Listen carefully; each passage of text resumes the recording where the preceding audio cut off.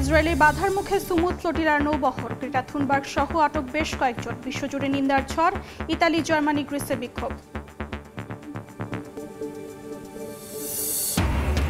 মার্কিন প্রশাসনের শাটডাউন ঘিরে যুক্তরাষ্ট্র জুড়ে স্থবিরতা, জরুরি সেবা ছাড়া বন্ধ বেশিরভাগ দপ্তর। ছুটিতে হাজারো কর্মী, ভোগান্তিতে সাধারণ জনগণ। এবং হারিকেন ইমেলডার আঘাতে কিউবায় ভয়াবহ বন্যা, গৃহহীন 18,000-এর বেশি মানুষ। ইউক্রেনের ওডেসায় 9 জনের মৃত্যু, জরুরি অবস্থা জারি। মেক্সিকো, স্পেনেও বন্যা।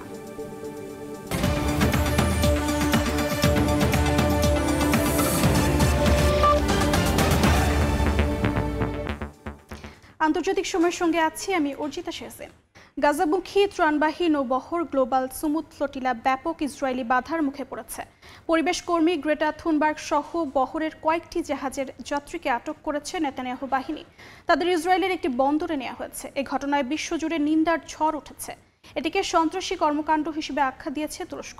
গাজামুখী ত্রাণবহর আটকে দেয়ায় ব্যাপক বিক্ষোভ হয়েছে ইতালি, জার্মানি, গ্রিস সহ বিভিন্ন দেশে। গাজার ফিলিস্তিনিদের জন্য ত্রাণ সহায়তা নিয়ে রওনা দেয়া নৌবহর গ্লোবাল সুমুদ ফ্লোটিলা বুধবার স্থানীয় সময় রাতে ইসরায়েলি বাধার মুখে পড়ে। বহরের কয়েকটি জাহাজ থামিয়ে তাতে উঠে পড়ে নৌসেনারা। বন্ধ করে দেয়া হয় নৌযান থেকে চলা সরাসরি সম্প্রচার। পরে কয়েকটি নৌযানে থাকা যাত্রীদের আটক করে সেখানেই প্রাথমিক জিজ্ঞাসাবাদ করা হয়। আটককৃতদের মধ্যে আছেন সুইডিশ পরিবেশ কর্মী গ্রেটা থুনবার্গ। সামাজিক মাধ্যমে দেয়া এক পোস্টে ইসরায়েলি পররাষ্ট্র মন্ত্রণালয় জানায় আটককৃতদের ইসরায়েলের একটি নৌবন্দরে নেওয়া হয়েছে। এদিকে ফ্লোটিলা নৌবহরকে বাধা দেয়া ও বেশ কয়েকজনকে আটকের ঘটনায় বিশ্বজুড়ে নিন্দার ঝড় উঠেছে। তুরস্ক এ ঘটনাকে সন্ত্রাসী কর্মকাণ্ড হিসেবে আখ্যা দিয়েছে। ব্রিটিশ লেবার পার্টির সাবেক নেতা জেরেমি করবিন এটিকে আন্তর্জাতিক আইনের লঙ্ঘন বলে উল্লেখ করেছেন। আর নৌবহরে বাধা দেয়া ও কয়েকজনকে আটক করার ঘটনাকে অপহরণ হিসেবে আখ্যা দিয়েছে ফ্রিডম ফ্লোটিলা কর্তৃপক্ষ। এর আগে গাজামুখী নৌযানে ইসরায়েলি হস্তক্ষেপের কথা ফেসবুক লাইভে জানান ঐতিহাসিক মিশনটিতে প্রথম বাংলাদেশি হিসেবে অংশ নেওয়া আলোকচিত্রী, শিল্পী ও সমাজকর্মী শহীদুল আলম। এইমাত্র সংবাদ আসলো যে আলমার উপর আক্রমণ হয়েছে। খানিকক্ষণ পরে ওখান থেকে সিগন্যালে থেমে গেল। এখন আমরা সবাই এখানে জড়ো হয়েছি, সবাই উদ্বিগ্ন।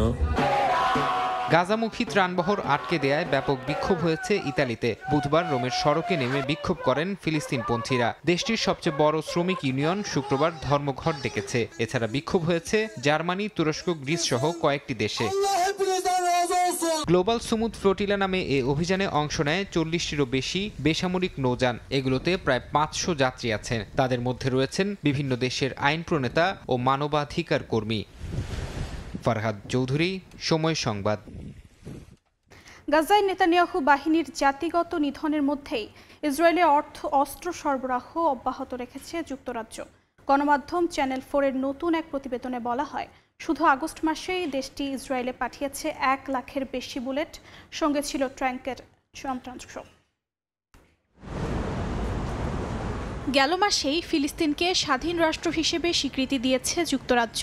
গাজায় ইসরায়েলি আগ্রাসনের তীব্র নিন্দাও জানিয়েছে দেশটি। যদিও গণমাধ্যম চ্যানেল 4-এর নতুন এক অনুসন্ধান বলছে, গেল আগস্ট মাসে যুক্তরাজ্য থেকে ইসরায়েলে 1,10,000 বুলেট পাঠানো হয়েছে, যার বাজার মূল্য প্রায় 20,000 পাউন্ড। আগস্ট মাসে মোট অস্ত্র রফতানি ছিল 1.5 লাখ পাউন্ডেরও বেশি।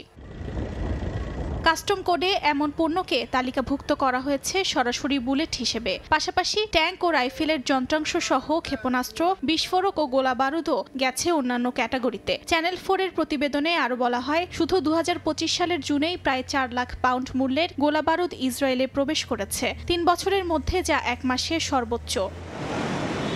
এর আগে 2024 সালের সেপ্টেম্বরে যুক্তরাজ্য সরকার মানবাধিকার লঙ্ঘনের আশঙ্কায় ইসরায়েলে অস্ত্র রফতানির 29টি লাইসেন্স স্থগিত করেছিল। তবে এখনও প্রায় 350টি লাইসেন্স সক্রিয়, যার মধ্যে 160টির বেশি সামরিক হিসেবে তালিকাভুক্ত। এদিকে প্রতিবেদনটি প্রকাশের আগের দিনই লেবার পার্টি পার্লামেন্টে প্রস্তাব পাশ করেছে, যেখানে জাতিসংঘের সিদ্ধান্ত উদ্ধৃত করে বলা হয়, গাজায় ইসরায়েল জাতিগত নিধন চালাচ্ছে। অর্জিতা শেহসিন, সময় সংবাদ। আরব উপসাগরীয় দেশ কাতারের নিরাপত্তার নিশ্চয়তা দিয়ে যুক্তরাষ্ট্রের প্রেসিডেন্ট ডোনাল্ড ট্রাম্প একটি নির্বাহী আদেশ জারি করেছেন, যেখানে কাতার আবারও হামলার শিকার হলে পাল্টা সামরিক ব্যবস্থা নেওয়ার হবে বলে উল্লেখ করা হয়েছে। নির্বাহী আদেশে বলা হয়েছে, যুক্তরাষ্ট্র ও কাতারের পারস্পরিক সহযোগিতাপূর্ণ সম্পর্ক ও অভিন্ন স্বার্থ রয়েছে। এর আগে গত মাসে দোহায় হামাস নেতাদের লক্ষ্য করে নজিরবিহীন হামলা চালায় ইসরায়েল। এতে বিশ্বজুড়ে নিন্দার ঝড় ওঠে। এর জেরে এবার দেশটির নিরাপত্তা নিশ্চিতে নির্বাহী আদেশ জারি করলেন মার্কিন প্রেসিডেন্ট। রাশিয়ার ভবিষ্যৎ হামলা প্রতিরোধে যৌথ প্রতিরক্ষা করার পথে হাঁটছে ইউরোপ। বুধবার কোপেনহেগেনের বৈঠকে ইইউ নেতারা ড্রোন আক্রমণ ও আকাশপথের অনুপ্রবেশ ঠেকাতে ড্রোন ওয়াল তৈরির পরিকল্পনা সামনে এনেছেন। রোমানিয়া এরই মধ্যে প্রতিরক্ষা ড্রোন কারখানা স্থাপনের উদ্যোগ নিয়েছে। বৈঠকে ইউক্রেনকে দীর্ঘমেয়াদী সহায়তা ও রাশিয়ার জব্দকৃত সম্পদ ব্যবহার নিয়েও আলোচনা হয়েছে। এদিকে ইউক্রেন জুড়ে হামলা জোরদার করেছে রাশিয়া। নতুন গ্রাম দখলের দাবি করেছে রুশ সেনারা। ন্যাটোর সঙ্গে উত্তেজনার মধ্যে ইউক্রেন জুড়ে হামলা আরও জোরদার করেছে রাশিয়া। দোনেৎস্ক অঞ্চলে নতুন একটি গ্রাম দখলের দাবি করেছে রুশ প্রতিরক্ষা মন্ত্রণালয়। বিভিন্ন অঞ্চলে রাশিয়া ও ইউক্রেনীয় সেনাদের মধ্যে ব্যাপক লড়াইয়ের খবর পাওয়া গেছে। ইউক্রেনের প্রেসিডেন্ট ভলোদিমির জেলেনস্কি বলেছেন, পারমাণবিক স্থাপনায় রাশিয়ার হামলা শুধু ইউক্রেন নয়, গোটা মানবজাতির জন্য হুমকি। সম্প্রতি পোল্যান্ড, রোমানিয়া ও এস্তোনিয়ার আকাশসীমায় রুশ ড্রোন অনুপ্রবেশের ঘটনায় ইউরোপের নিরাপত্তা নিয়ে শঙ্কা বাড়িয়েছে। এ বিষয়ে ফরাসি প্রেসিডেন্ট ইমানুয়েল ম্যাখো বলেন, ইউরোপ এখন রাশিয়ার মুখোমুখি অবস্থান করছে। তিনি আরও দাবি করেন, রাশিয়ার ছায়া নৌবহর ইউরোপীয় নিষেধাজ্ঞা পাশ কাটিয়ে শত শত জাহাজের মাধ্যমে তেল রফতানি করছে। এতে রাশিয়ার বাজেটে বছরে বিলিয়ন বিলিয়ন ইউরো যুক্ত হচ্ছে, যা ইউক্রেন যুদ্ধ খরচের প্রায় 40% যোগায়। তিনি বলেন, এই নেটওয়ার্কের বিরুদ্ধে অভিযান চালানো ইউরোপীয় নিরাপত্তার জন্য জরুরি। বুধবার কোপেনহেগেনে ইউরোপীয় ইউনিয়নের নেতারা বৈঠক করেছেন। সেখানে রাশিয়ার ভবিষ্যৎ হামলা ঠেকাতে 2030 সালের মধ্যে যৌথ প্রতিরক্ষা সক্ষমতা গড়ে তোলার প্রস্তাব তোলা হয়। বৈঠকে অংশ নেন ইইউ এর 27 দেশের নেতারা। আলোচনায় উঠে আসে রাশিয়ার ড্রোন হামলা ও আকাশসীমা অনুপ্রবেশ, ইউক্রেনকে দীর্ঘমেয়াদী সহায়তা এবং স্থগিত রুশ সম্পদ ব্যবহারের পরিকল্পনা। ভিডিও লিঙ্কে ভাষণ দেন ইউক্রেনের প্রেসিডেন্ট ভলোদিমির জেলেনস্কি। ইউরোপীয় কমিশনের president Ursula von der Leyen ঘোষণা দিয়েছেন, ইউক্রেনকে দীর্ঘমেয়াদী সহায়তার জন্য রাশিয়ার জব্দকৃত সম্পদকে কাজে লাগানো হবে। এদিকে ইইউ নেতাদের বৈঠকে নিরাপত্তা ইস্যুতে আলোচনায় এসেছে ড্রোন ওয়াল নির্মাণ পরিকল্পনা। রাশিয়ার ড্রোন অনুপ্রবেশ ঠেকাতে ইউরোপীয় ইউনিয়ন সীমান্ত জুড়ে সমন্বিত প্রতিরক্ষা জাল গড়তে চায়। রোমানিয়া এরই মধ্যে প্রতিরক্ষা ড্রোন কারখানা স্থাপনের উদ্যোগ নিয়েছে। নাসরিন রুমি, সময় সংবাদ। মার্কিন সেনাদের এখন থেকেই যুদ্ধের প্রস্তুতি নিতে বলেছেন সবরমন্ত্রী পিট হেগসেথ। ভার্জিনিয়ার কোয়ান্টিকোতে শীর্ষ জেনারেলদের বৈঠকে তিনি আরও বলেন, জয় নিশ্চিত করাই একমাত্র লক্ষ্য রাখতে হবে। হেগসেথের যুদ্ধের প্রস্তুতির আহ্বানের প্রতিক্রিয়ায় ক্রেমলিন জানিয়েছে, রাশিয়াও নিজেদের সেনা শক্তি বাড়াচ্ছে, তবে আলোচনার পথ খোলা রেখেছে মস্কো। মার্কিন প্রেসিডেন্ট ডোনাল্ড ট্রাম্প ও সমরমন্ত্রী পিট হেগসেথ মঙ্গলবার সমবেত শতাধিক জেনারেল ও অ্যাডমিরালের সামনে ঘোষণা দেন, নতুন নামে ডিপার্টমেন্ট অফ ওয়ার এখন থেকে শুধু যুদ্ধের প্রস্তুতি ও জয় নিশ্চিত করার লক্ষ্যেই কাজ করবে। হেগসেথ জানান, তারা যুদ্ধ না চাইলেও শান্তি নিশ্চিত করতে যুদ্ধের জন্য প্রস্তুত থাকতে হবে। এদিন জেনারেলদের স্বাস্থ্য নিয়েও সমালোচনা করেন হেগসেথ। তিনি স্পষ্ট করেন, সেনাদের শারীরিক মানদণ্ড কঠোরভাবে প্রয়োগ করা হবে। যুদ্ধের ময়দানে নিয়োজিত বাহিনীকে পুরুষ মানদণ্ডে উচ্চ স্কোর করতে হবে। একই সঙ্গে তিনি ওক কালচার বা অতিমাত্রায় প্রগতিশীল, পরিচয় গোপন কিংবা বিভাজনমূলক কোনো নীতি আর সহ্য করা হবে না বলে ঘোষণা দেন। মার্কিন সমরমন্ত্রীর যুদ্ধের প্রস্তুতির আহ্বানের প্রতিক্রিয়া জানিয়েছে রাশিয়া। ক্রেমলিনের মুখপাত্র দিমিত্রি পেসকভ বলেন, শান্তি চাইলে যুদ্ধের প্রস্তুতি নিতে হয়, এটা নতুন কিছু নয়। মস্কো সেনাশক্তি বাড়াচ্ছে, তবে তাদের মূল লক্ষ্য কূটনৈতিক সমাধান। বিশেষ করে ইউক্রেন সংকট সহ বিরোধগুলো সমাধান করা হবে আলোচনার টেবিলে। নাদিম মারজান, সময় সংবাদ। শাটডাউনের সময়টাতে যুক্তরাষ্ট্রের জরুরি সেবা ছাড়া বেশিরভাগ সরকারি দফতর বন্ধ থাকবে। কৃষি, পরিবেশ, শিক্ষা, গবেষণা সহ অনেক দফতরের কাজ স্থগিত বা সীমিত হবে। খাদ্য নিরাপত্তা ও অন্যান্য প্রক্রিয়ায় বিলম্ব হতে পারে। হাজার হাজার সরকারি কর্মীও অবৈতনিক ছুটিতে থাকবেন। যুক্তরাষ্ট্রের অর্থবছর শুরু হয় 1 অক্টোবর। সরকারের বিভিন্ন দপ্তরের কাজ চালানোর জন্য কংগ্রেসকে তহবিল বরাদ্দ করতে হয়। এবার নতুন বাজেট বা কন্টিনিউইং রেজলিউশন পাস হয়নি। সিনেটে যে 60 ভোট প্রয়োজন তাও মেলেনি। এ কারণে সরকারি কার্যক্রম বন্ধ হয়ে গেছে। ইতিহাস বলছে 2018-19 সালে 35 দিনের শাটডাউন হয়েছিল। সেটাকেই সবচেয়ে দীর্ঘকালীন হিসেবে ধরা হয়। শাটডাউনে জরুরি সেবা ছাড়া বেশিরভাগ সরকারি দপ্তর বন্ধ থাকবে। খোলা থাকবে হোমল্যান্ড সিকিউরিটি, সীমান্ত নিরাপত্তা সহ কিছু প্রতিরক্ষা ইউনিট। এই দপ্তরের কর্মীরা কাজ চালিয়ে গেলেও বেতন পরে দেয়া হবে। অন্যদিকে কৃষি, পরিবেশ, শিক্ষা, গবেষণা সহ অনেক দপ্তরের কাজ স্থগিত বা সীমিত হবে। খাদ্য নিরাপত্তা ও অন্যান্য প্রক্রিয়ায় বিলম্ব হতে পারে। এতে প্রভাবিত হবে সাধারণ মানুষও। ভিসা, ইমিগ্রেশন, পার্ক ও ফেডারেল গবেষণা কিছু দপ্তরের সেবা সীমিত থাকবে। তবে বয়স্ক নাগরিক, প্রতিবন্ধী ও অন্যান্যদের সামাজিক নিরাপত্তা ও বেকার ভাতার সুবিধা তহবিল থাকা পর্যন্ত চলবে। নতুন আবেদন বা প্রক্রিয়ায় বিলম্বও হতে পারে। রাজনৈতিক পরিস্থিতিও উত্তেজনাপূর্ণ। রিপাবলিকানরা ডেমোক্র্যাটদের দোষ দিচ্ছে, ডেমোক্র্যাটরা কিছু অনুদান ও স্বাস্থ্যসেবা ফেরত চাচ্ছে। কতদিন শাটডাউন চলবে তা কংগ্রেসের আলোচনার উপর নির্ভর করছে বলে মনে করছেন অনেকেই। নাদিম মারজান, সময় সংবাদ। আন্তর্জাতিক সময় আরও থাকছে। মিয়ানমারের আসন্ন নির্বাচনকে অগণতান্ত্রিক আখ্যা পর্যবেক্ষক সংস্থা আনফেলেন। মত প্রকাশে বাধার অভিযোগ, বিষাক্ত গ্যাস দিয়ে বিদ্রোহীদের দমন চেষ্টা জান্তার।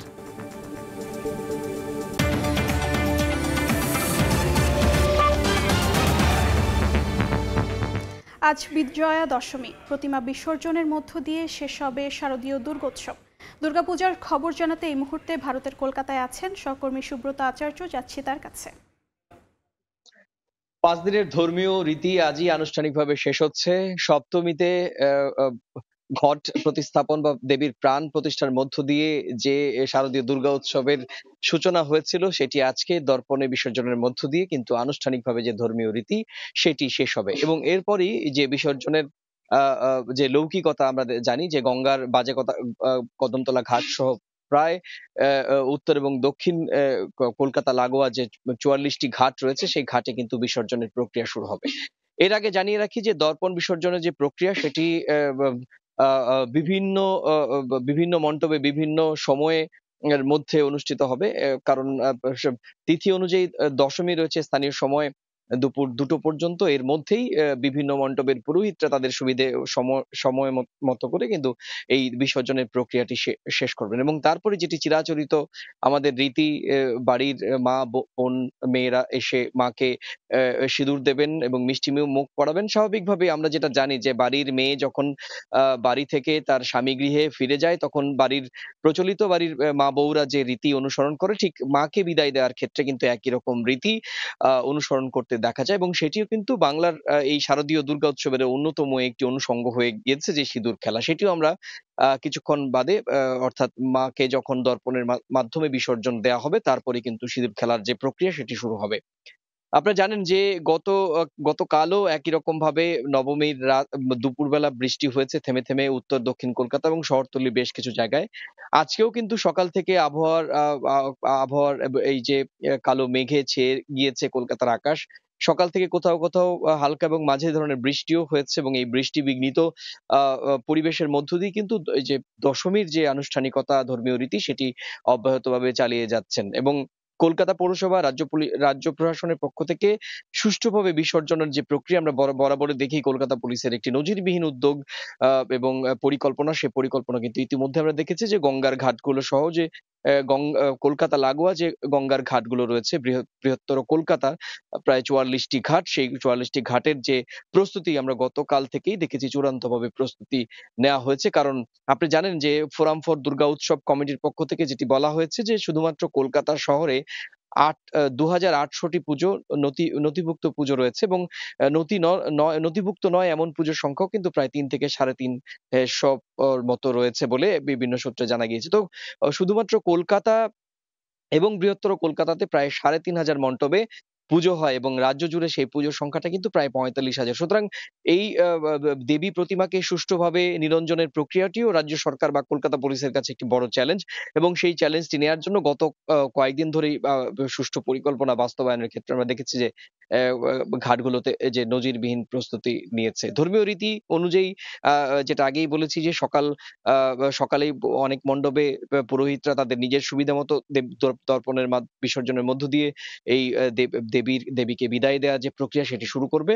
তবে যেহেতু সময় এখনো রয়েছে দুপুর 2টো পর্যন্ত দশমীর তিথি রয়েছে, সে কারণে এক মণ্ডপের পুরোহিতের সুবিধা অনুযায়ী সেই মণ্ডপের সেই বিসর্জনের প্রক্রিয়া সেটি শুরু হবে। আর চিরাচরিতভাবে দেবীকে বরণ করার ক্ষেত্রেও যে আনুষ্ঠানিকতা সেটি কিন্তু সকাল 11টার পর থেকেই শুরু হবে। তো এই ছিল আমার কাছে দশমীর যে আনুষ্ঠানিকতা সে সংক্রান্ত আমার কাছে থাকা সবশেষ তথ্য। এতক্ষণ আমরা সরাসরি যুক্ত ছিলাম ভারতের কলকাতায়। জার্মানিতেও জমে উঠেছে শারদীয় দুর্গোৎসব। দেশটির রাজধানী বার্লিন ছাড়াও বেশ কয়েকটি প্রদেশের বড় শহরে দেবী দর্শনে মণ্ডপ থেকে মণ্ডপে ভিড় করছেন দেবী ভক্তরা। জার্মানির বেশ কয়েকটি মণ্ডপ ঘুরে দুর্গাপূজা উদযাপনের বিস্তারিত জানাচ্ছেন বিটু বড়ুয়া।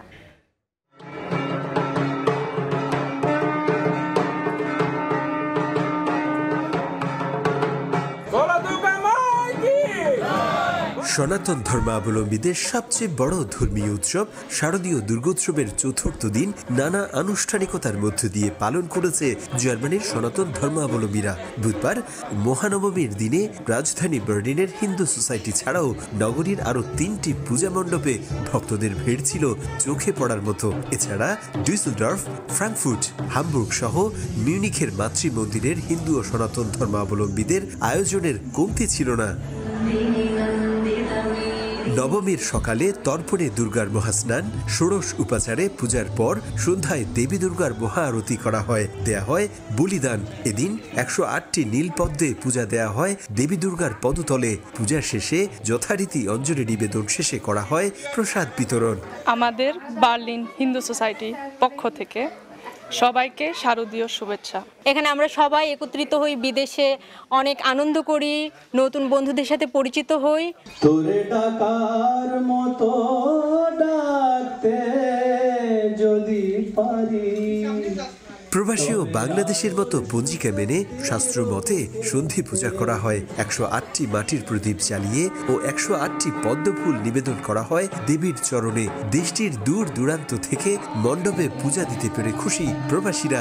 প্রতিবারের মতো আমরা জার্মানিতে নবমী পূজা সব নিয়ম পালন করেছি এবং সন্ধি পূজা হয়েছে এখানে। আমরা সবার শান্তি কামনা করেছি, সবার মঙ্গল হোক, মা দুর্গার কাছে আমরা এই প্রার্থনাই করেছি। মহানবমীর সন্ধ্যায় পূজা শেষে বার্লিন সহ জার্মানির বিভিন্ন পূজা মণ্ডপের বিশেষ দিক ছিল বৈচিত্র্যময় সাংস্কৃতিক অনুষ্ঠানের বিশেষ আয়োজন। এ সময় কবিতা আবৃত্তি ছাড়াও সমবেত সঙ্গীত, নৃত্য ও ধর্মীয় গীতিনাট্য পরিবেশন করেন দেবী দুর্গার ভক্তরা। শুধু বাংলাদেশের নয়, বিশ্বের সকল মানুষ ধর্মের, মতের এবং বিশ্বাসের ঊর্ধ্বে উঠে একটি মানবিক, সাম্য এবং সম্প্রীতির পৃথিবী গড়বে এমন প্রত্যাশা দেবী ভক্তদের। জার্মানি থেকে বিটু বড়ুয়া, সময় সংবাদ। ইতালির রাজধানী রোমে নানা আয়োজনের মধ্য দিয়ে উদযাপিত হলো সনাতন ধর্মাবলম্বীদের প্রধান ধর্মীয় উৎসব শারদীয় দুর্গাপূজা। এবছর শুধু বাংলাদেশি নয়, ভারতের কলকাতার প্রবাসীরাও পৃথক মণ্ডপে আয়োজন করে এই মহোৎসবের। বিজয়া দশমীর প্রতিমা বিসর্জনের মধ্য দিয়ে শেষ হয়েছে রোমের এই বর্ণাঢ্য দুর্গোৎসব। ইতালি থেকে হাসান মাহমুদের তথ্যচিত্র রিপোর্ট।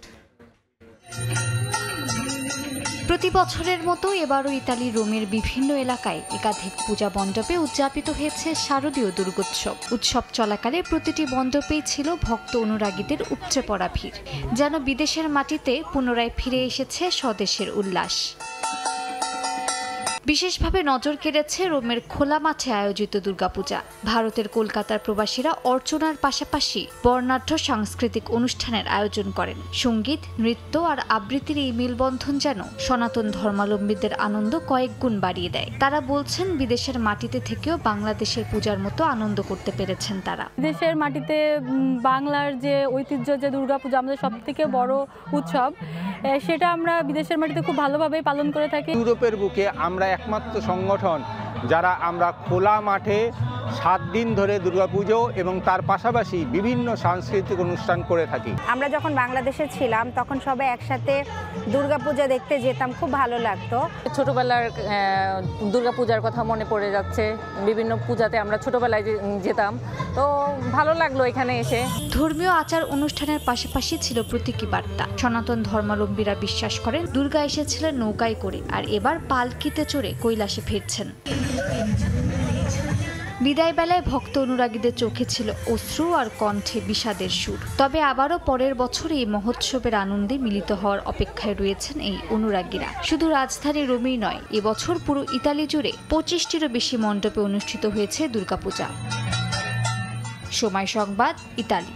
বন্যায় বিপর্যস্ত ক্যারিবীয় দ্বীপরাষ্ট্র কিউবা। দেশটিতে হারিকেন ইমেলটার আঘাতে বেশ কয়েকজন হতাহত হয়েছেন। পানিবন্দী হয়ে পড়েছেন বহু মানুষ। ক্ষতিগ্রস্ত হয়েছেন 24,000 বাসিন্দা। দেশটির অন্তত 18,000 বাসিন্দা গৃহহীন হয়ে পড়েছেন। এদিকে ইউক্রেনের দক্ষিণাঞ্চলের শহর ওডেসায় ভয়াবহ বন্যায় অন্তত 9 জনের মৃত্যু হয়েছে। আহত হয়েছেন অনেকে। এ ঘটনায় জরুরি অবস্থা জারি করেছে স্থানীয় প্রশাসন। এদিকে মেক্সিকোতে গত 10 বছরের মধ্যে ভারী বৃষ্টিপাতের ঘটনা ঘটেছে। এতে বন্যায় প্লাবিত হয় রাজধানী মেক্সিকো সিটি সহ বিভিন্ন এলাকা। ক্যারিবীয় অঞ্চলে দ্বীপরাষ্ট্র কিউবায় আঘাত এনেছে হারিকেন ইমেলডা। এতে বেশ কয়েকজন হতাহত হয়েছেন। হারিকেনের প্রভাবে সৃষ্ট বন্যায় পানিবন্দী হয়ে পড়েছেন বহু মানুষ। গুয়ান্তানামো প্রদেশ প্লাবিত হয়ে গৃহহীন হয়ে পড়েছেন হাজার হাজার বাসিন্দা। একই চিত্র সান্তিয়াগো দি কিউবা প্রদেশেও। ভূমিধসে ক্ষতিগ্রস্ত হয়েছেন অন্তত 24,000 মানুষ। যুক্তরাষ্ট্রের হারিকেন সেন্টারের তথ্য অনুযায়ী স্থানীয় সময় মঙ্গলবার শক্তিশালী ঘূর্ণিঝড় ইমেলডা হারিকেনের রূপ নেয়। হারিকেন হাম্বার্তো ও ইমেলডার প্রভাবে যুক্তরাষ্ট্রের নর্থ ক্যারোলাইনার উপকূলীয় এলাকার একটি দ্বীপপুঞ্জে বেশ কয়েকটি অবকাঠামো ধসে পড়েছে, তবে হতাহতের কোনো ঘটনা ঘটেনি। মেক্সিকোতে গত 10 বছরের মধ্যে ভারী বৃষ্টিতে সৃষ্ট আকস্মিক বন্যায় প্লাবিত হয়েছে বিভিন্ন এলাকা। গত শনিবার থেকে শুরু হওয়া বৃষ্টিতে নেজাহুয়াল কোয়োটল অঙ্গরাজ্যে ব্যাপক ক্ষয়ক্ষতি হয়। ঘরবাড়ি ছেড়ে নিরাপদ স্থানে সরে গেছেন স্থানীয় বাসিন্দারা। তবে ড্রেনেজ ব্যবস্থায় ত্রুটি থাকায় পানি সরতে দেরি হচ্ছে বলে অভিযোগ স্থানীয়দের। ঘটনার সত্যতা স্বীকার করে দ্রুত পানি নিষ্কাশনে ব্যবস্থা নেয়ার কথা জানায় দেশটির পানি কমিশন। বন্যার পানিতে প্লাবিত হয়েছে স্পেনের ইবিজা দ্বীপ। ঘূর্ণিঝড় গ্যাব্রিয়েলের প্রভাবে ভারী বৃষ্টিতে তলিয়ে গেছে রাস্তাঘাট ও বাড়িঘর। এতে ব্যাহত হয় যান চলাচল। নিরাপত্তার স্বার্থে বন্ধ রাখা হয় ফেরি চলাচলও। বালিয়ারিক দ্বীপপুঞ্জের ইবিজা ও ফরমেন্তোরো দ্বীপে রেড অ্যালার্ট জারি করেছে স্পেনের আবহাওয়া অফিস। এদিকে ইউক্রেনের দক্ষিণাঞ্চলের শহর ওডেসায় ভয়াবহ বন্যায় ভেসে গেছে বসতঘর। এতে হতাহত হয়েছেন বেশ কয়েকজন। জরুরি অবস্থা জারি করেছে স্থানীয় প্রশাসন। কয়েকশো বাসিন্দাকে নিরাপদ স্থানে সরিয়ে নেওয়া হয়েছে বলে জানা গেছে। নাসরিন রুমি, সময় সংবাদ। যুক্তরাষ্ট্রের নিউ ইয়র্কে একটি বহুতল ভবনের একাংশ ধসে পড়েছে। প্রত্যক্ষদর্শীরা জানান, স্থানীয় সময় বুধবার সকালে ব্রঙ্কস কাউন্টির আলেকজান্ডার অ্যাভিনিউয়ের একটি অ্যাপার্টমেন্ট থেকে ধোঁয়া বের হতে দেখেন। সঙ্গে সঙ্গে তারা দমকল বাহিনীকে জানান। এর পরপরই বিকট শব্দে বিস্ফোরণের ঘটনা ঘটে এবং 16 তলা বিশিষ্ট ভবনটির একাংশ ধসে পড়ে। তবে এতে কোনো হতাহতের ঘটনা ঘটেনি বলে জানিয়েছে স্থানীয় প্রশাসন। ভবনে বসবাসরত বাসিন্দাদেরও সরিয়ে নেওয়া হয়েছে। বয়লার রুমে গ্যাস জমে এ বিস্ফোরণের ঘটনা ঘটেছে বলে ধারণা করা হচ্ছে।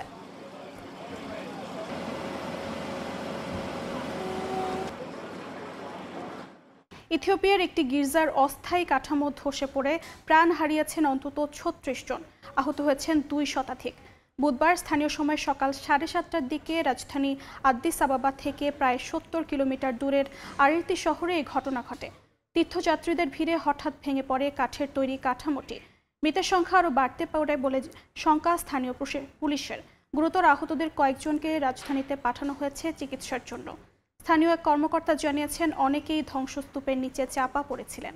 নিরাপত্তা বিধি না থাকায় ইথিওপিয়ায় প্রায়ই ঘটে দুর্ঘটনা। খ্রিস্টান ধর্মের অন্যতম প্রাচীন ঐতিহ্যবাহী এই দেশে দুর্ঘটনাটি শোকের ছায়া ফেলেছে উৎসবের আনন্দে। আন্তর্জাতিক সময় আরও থাকছে। ঋণের বোঝায় দিশাহারা মালয়েশিয়া প্রবাসী বাংলাদেশি কর্মীরা। দিনরাত খেটেও শোধ করতে পারছেন না দেনা। দুর্বিষহ জীবন কাটাচ্ছেন রেমিটেন্স যোদ্ধারা। দিনভর নানা নাটকীয়তা শেষে খুলে দেওয়া হয়েছে জার্মানির বায়ার্নের মিউনিখ শহরে চলমান ঐতিহ্যবাহী অক্টোবর উৎসব। এর আগে বুধবার সকালে বোমা হামলায় আশঙ্কায় বন্ধ করে দেওয়া হয় উৎসবটি। বোমা খুঁজতে মিশনে নামে দেশটির পুলিশের বিশেষ টিম।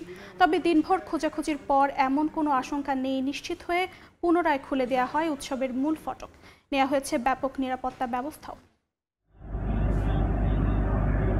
স্থানীয় সময় বুধবার জার্মানির বায়ার্নের মিউনিখ শহরের তেরেজিয়ান ভিজেতে চলমান ঐতিহ্যবাহী অক্টোবর ফেস্ট বা স্থানীয় ও পর্যটকদের প্রিয় পানীয় বিয়ার উৎসবে বোমা হামলা হতে পারে এমন খবর ছড়িয়ে পড়ার পর থেকে নিমিষেই স্তব্ধ হয়ে যায় গোটা এলাকা। নিরাপত্তার চাদরে ঢেকে ফেলা হয় উৎসবস্থল সহ আশেপাশের এলাকা। বোমা খুঁজে বের করার মিশনে নামে অপরাধ দমন পুলিশের বিশেষ টিম। মোতায়েন করা হয় কয়েকশো পুলিশ।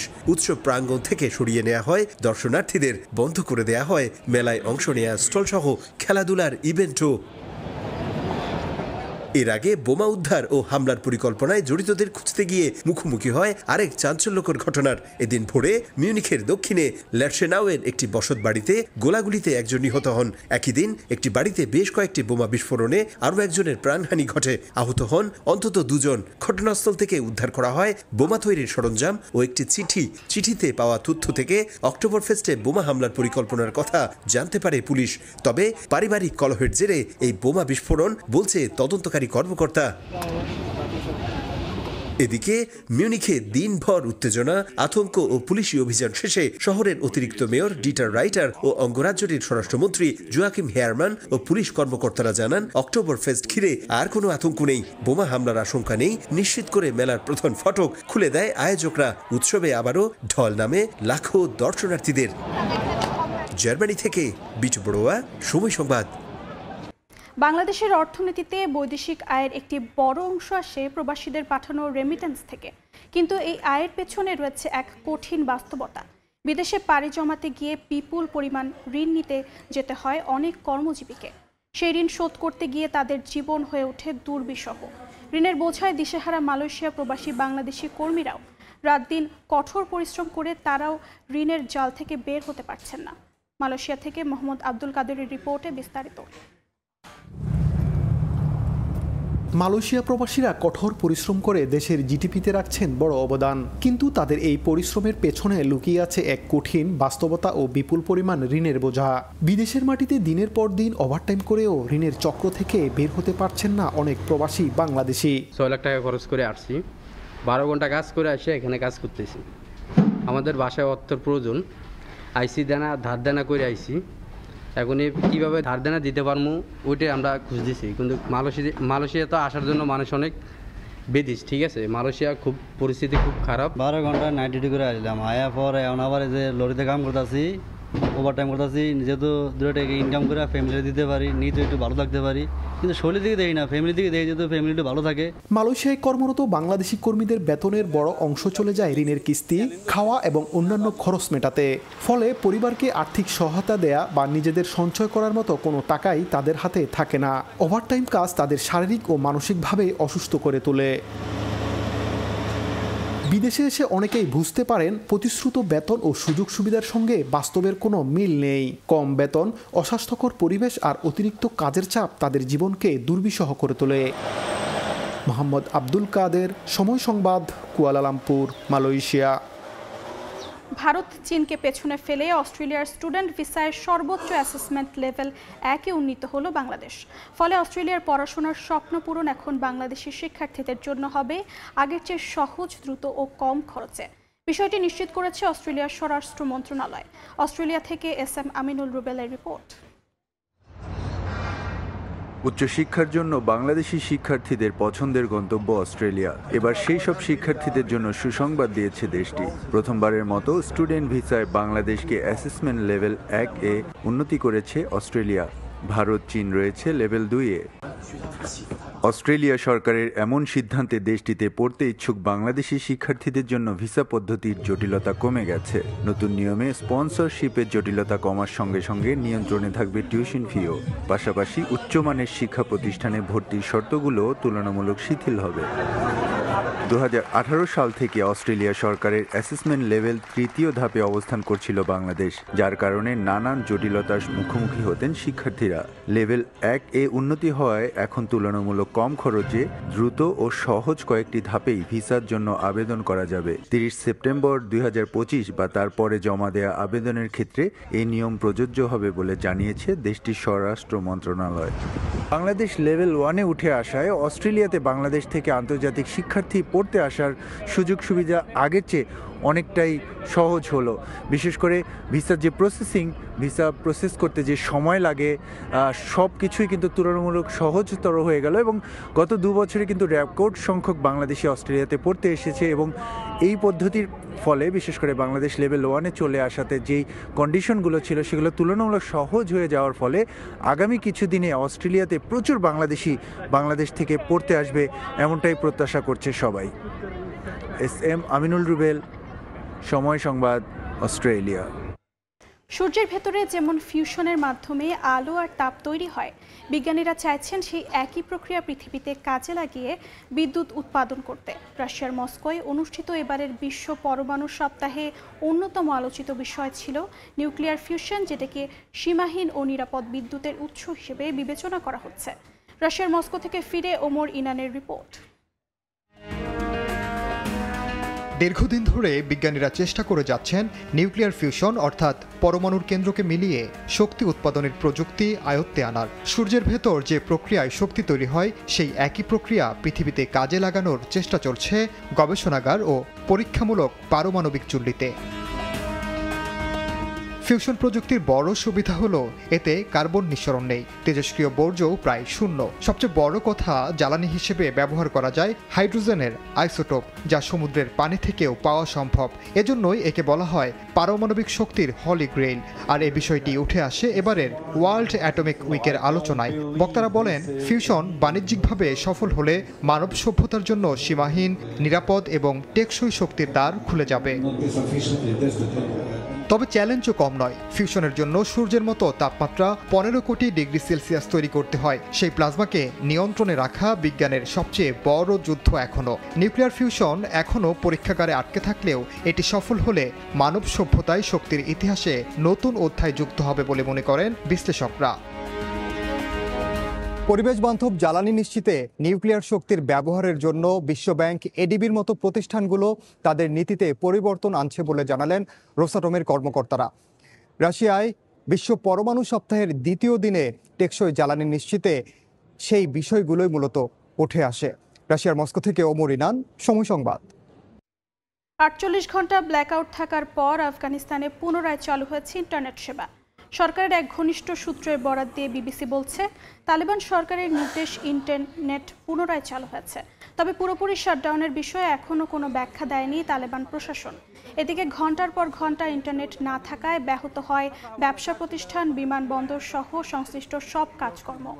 সম্প্রতি অপরাধ দমনের লক্ষ্যে ইন্টারনেট সেবা বন্ধের ইঙ্গিত দেন তালেবান সরকারের এক মুখপাত্র।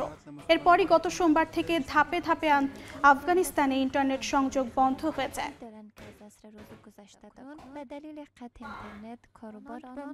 দক্ষিণ কোরিয়ায় পালিত হয়েছে ৭৭তম জাতীয় সশস্ত্র বাহিনী দিবস।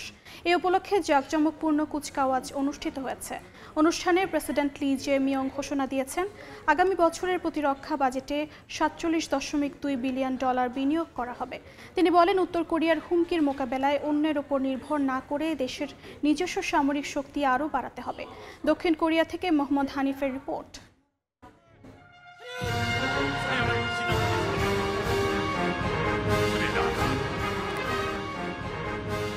বুধবার দক্ষিণ সুংসিয়ং প্রদেশের সামরিক ঘাঁটিতে ৭৭তম সশস্ত্র বাহিনী দিবসের অনুষ্ঠানে জাঁকজমকপূর্ণ কুচকাওয়াজ অনুষ্ঠিত হয়। প্রদর্শনীতে প্রায় ৪০ ধরনের ১০০ ইউনিট অস্ত্র, আধুনিক যুদ্ধ বিমান, ট্যাঙ্ক ও অন্যান্য সামরিক প্রযুক্তি দেখানো হয়। দক্ষিণ কোরিয়ার প্রেসিডেন্ট লি জে-মিয়ং সেনাদের উদ্দেশ্যে ভাষণ দেন। তিনি বলেন, দেশের নিরাপত্তা ও কোরিয়ান উপদ্বীপে শান্তি বজায় রাখতে অন্যদের উপর নির্ভর না করে নিজের শক্তি আরও দৃঢ় করতে হবে। বিশ্বজুড়ে সহযোগিতা ও সমৃদ্ধির গতি কমে গেছে। মনে হচ্ছে আমরা ধীরে ধীরে সংঘাতের যুগে প্রবেশ করছি। কোরিয়ার শান্তি ও সমৃদ্ধি নিশ্চিত করতে আমাদের নিজের শক্তিকে আরও শক্তিশালী করতে হবে। তিনি জানান, কৃত্রিম বুদ্ধিমত্তা চালিত যুদ্ধ রোবট, ড্রোন এবং অন্যান্য আধুনিক প্রযুক্তিতে বড় বিনিয়োগ করতে হবে। আগামী বছরের প্রতিরক্ষা বাজেটে 8.2% বাড়িয়ে $47.2 বিলিয়ন নির্ধারণ করা হয়েছে। উত্তর কোরিয়ার সঙ্গে উত্তেজনা, আঞ্চলিক নিরাপত্তা এবং বৈশ্বিক শান্তি মিশনের অংশগ্রহণের মধ্য দিয়ে দিবসটির তাৎপর্য আরও বৃদ্ধি পেয়েছে। কোরিয়ান উপদ্বীপে 1945 সালে জাপানি শাসন থেকে মুক্তির পর 1948 সালে 1 অক্টোবর দক্ষিণ কোরিয়ার সেনাবাহিনী প্রতিষ্ঠিত হয়। দক্ষিণ কোরিয়া থেকে মোহাম্মদ হানিফ, সময় সংবাদ। চীনের ৭৬তম জাতীয় দিবস উপলক্ষে হংকংয়ে আয়োজন করা হলো পতাকা উত্তোলন ও সরকারি সংবর্ধনা অনুষ্ঠান। এই আয়োজনে উপস্থিত ছিলেন হংকংয়ের প্রধান নির্বাহী ও চীনের হংকং ম্যাকাও বিষয়ক দফতরের প্রধান। এছাড়া জাতীয় সুরক্ষা কার্যালয়ের প্রধান সহ অন্যান্য কর্মকর্তারাও উপস্থিত ছিলেন। স্থানীয় সময় বুধবার ভিক্টোরিয়া হারবারের কনভেনশন সেন্টারের সামনে চীন ও হংকংয়ের পতাকা উত্তোলনের মাধ্যমে শুরু হয় ৭৬তম প্রতিষ্ঠা বার্ষিকী উদযাপন। জাতীয় দিবসের এই আয়োজনে উপস্থিত ছিলেন হংকংয়ের প্রধান নির্বাহী জন লি ও চীনের হংকং ম্যাকাও বিষয়ক দফতরের প্রধান ঝৌঝি। পাশাপাশি জাতীয় সুরক্ষা কার্যালয়ের প্রধান দং জিং ওয়ে সহ অন্যান্য কর্মকর্তারাও উপস্থিত ছিলেন এই বিশেষ আয়োজনে। সংবর্ধনা অনুষ্ঠানে বক্তব্য দেন জন লি। তিনি বলেন, প্রযুক্তিগত অগ্রগতি দ্রুত নতুন অর্থনৈতিক বাস্তবতা তৈরি করছে। উদ্ভাবন, সংস্কার ও যৌথ প্রচেষ্টার মাধ্যমে আরও শক্তিশালী অর্থনীতি গড়ে তোলা সম্ভব বলে মন্তব্য করেন তিনি। আমি বিশ্বাস করি, আমরা যদি ঐক্যবদ্ধ থাকি, সংস্কার করি এবং উদ্ভাবনে অগ্রসর হই, তবে হংকং অবশ্যই আরো সুন্দর হবে, উজ্জ্বল আলোয় দীপ্ত হবে। আমি আমাদের মাতৃভূমির সমৃদ্ধি ও শক্তি এবং হংকংয়ের সমৃদ্ধি ও স্থিতিশীলতা কামনা করছি। জন লি আরও জানান, জাতীয় নিরাপত্তা আইনের আওতায় আইন কাঠামো ও প্রয়োগ ব্যবস্থা আরও উন্নত করা হবে। তিনি আরও বলেন, নিরাপত্তা সুরক্ষা, অর্থনৈতিক উন্নয়ন, অবকাঠামো নির্মাণ ও সামাজিক অগ্রগতি নিশ্চিত করাই হবে প্রশাসনের মূল লক্ষ্য। অর্জিতা শহীদ, সময় সংবাদ। আন্তর্জাতিক সময়ের শীর্ষ সংবাদগুলো জানিয়ে দিচ্ছি আরেকবার। ইসরায়েলি বাধার পরও গাজার দিকে সুমুদ ফ্লোটিলার নৌবহর। গ্রেটা থানবার্গ সহ আটক 2 শতাধিক। বিশ্বজুড়ে নিন্দার ঝড়, ইতালি, জার্মানি, গ্রিসে বিক্ষোভ।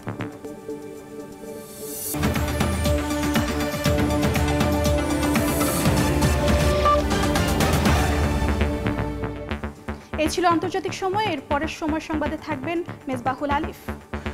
ধন্যবাদ অর্জিতা। সময় সংবাদ নিয়ে ফিরছি কিছুক্ষণ পর, সঙ্গেই থাকুন সময়ের।